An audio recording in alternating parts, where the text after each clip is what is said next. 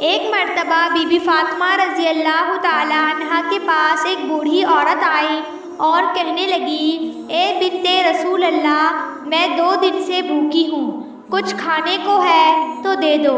बीबी फातिमा ने फरमाया कि अभी अभी थोड़ी सी गंदम कहीं से आई है, हमारे घर में 4 दिन से फाका है, मेरे दोनों शहजादे 2 दिन से भूखे हैं, उन्होंने एक लुक़मा तक नहीं खाया, आप बैठे, मैं आपके लिए रोटी बनाती हूँ। बीबी फातिमा ने उस गंदम को चक्की में पीसा और रोटियां तैयार की और वो बुढ़िया के हवाले कर दी।